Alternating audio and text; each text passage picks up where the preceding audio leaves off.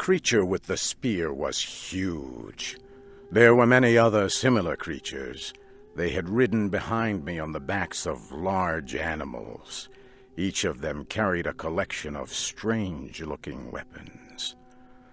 The one with the large spear got down from the back of his animal and began walking toward me.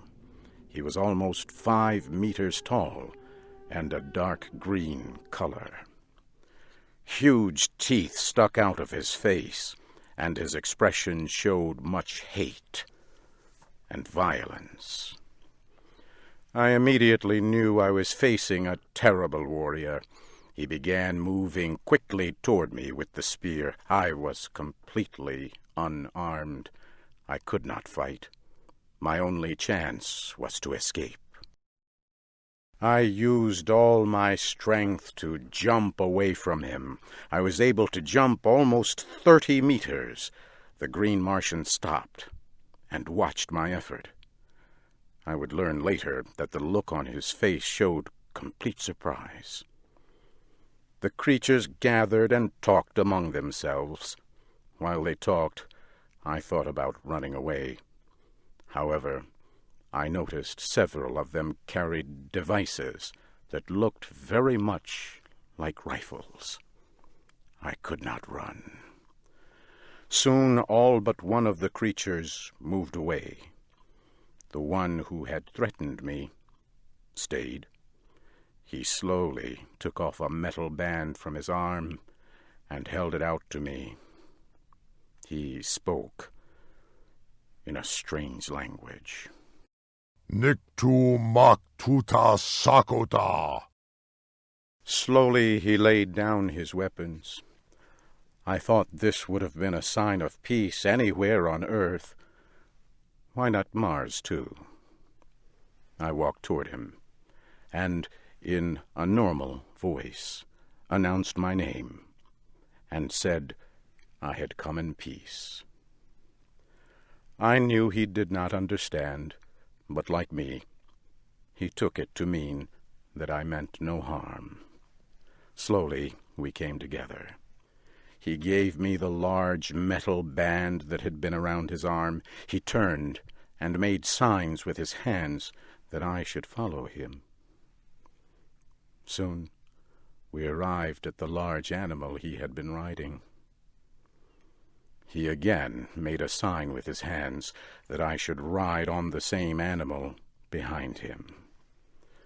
The group turned and began riding across the land. We moved quickly toward mountains in the distance.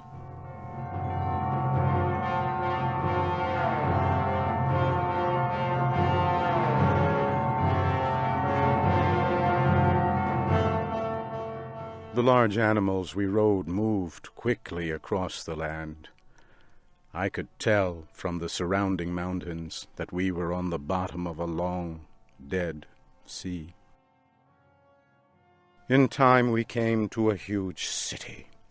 At first I thought the city was empty. The buildings were all empty and in poor repair. But soon I saw hundreds of the green warriors. I also saw green women and children. I soon learned about many cities like this. The cities were built hundreds of years ago by a people that no longer existed. The Green Martians used the cities. They moved from one empty city to another, never stopping for more than a day or two. We got down from our animals and walked into a large building. We entered a room that was filled with fierce green warriors.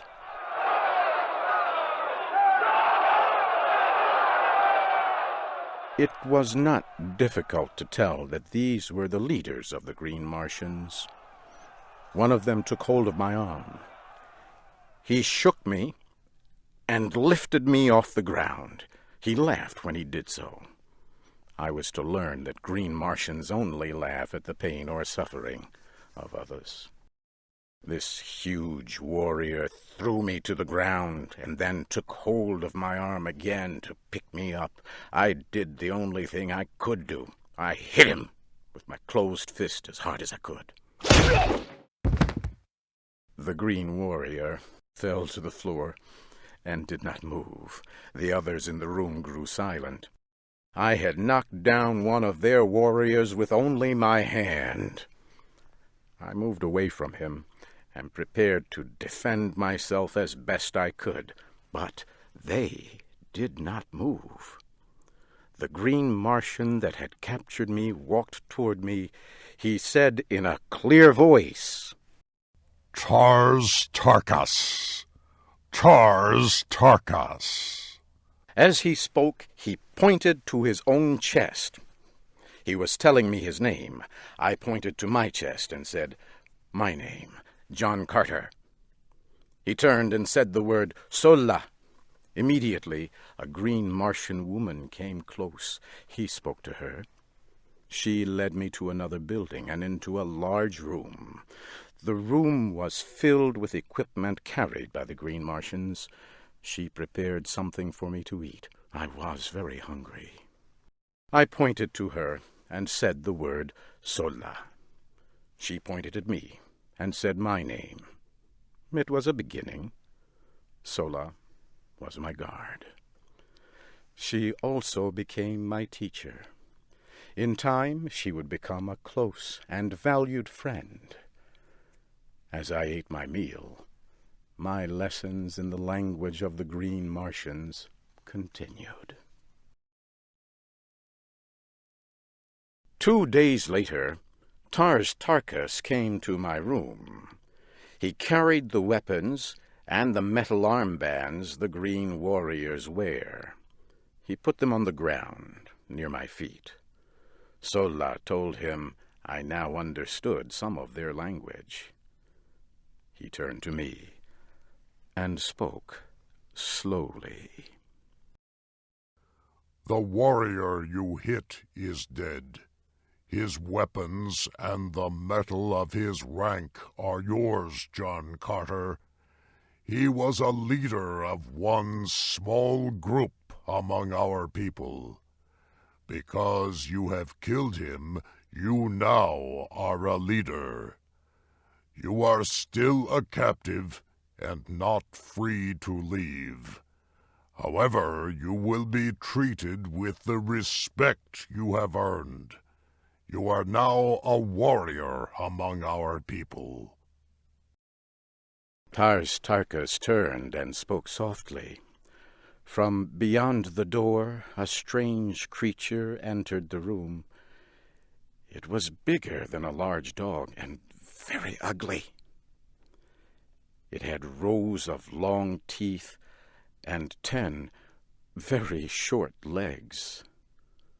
Tars Tarkas spoke to the creature and pointed at me. He left. The creature looked at me, watching closely.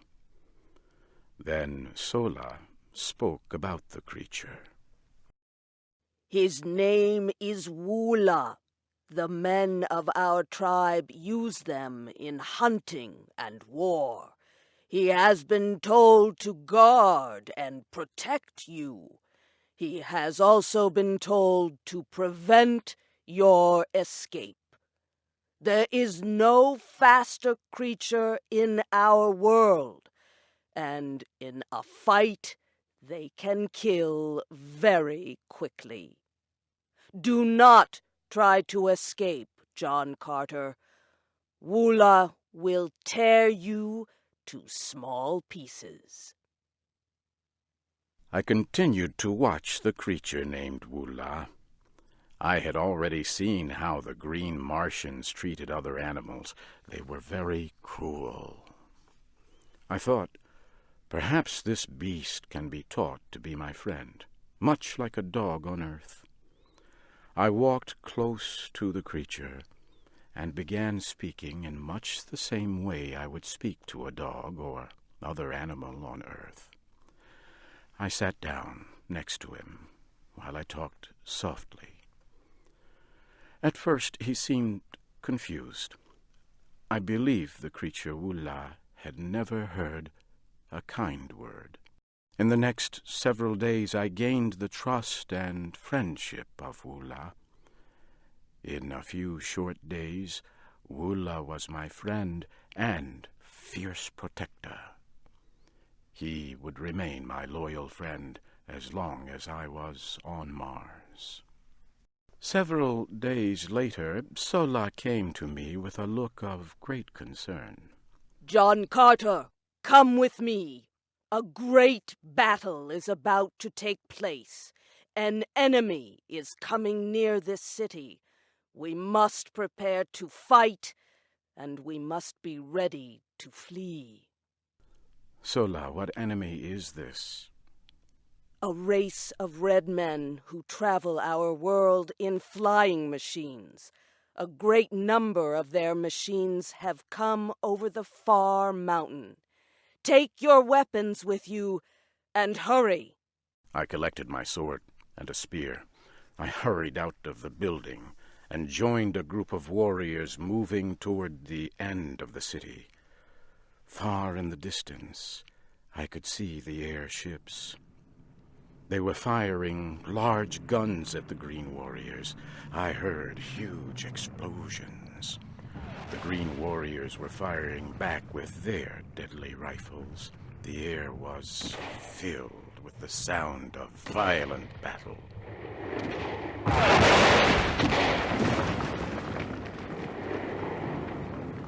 Suddenly, a huge airship exploded. It came down crashing near me. Red Martians were falling from the side of the huge ship, and then it exploded again.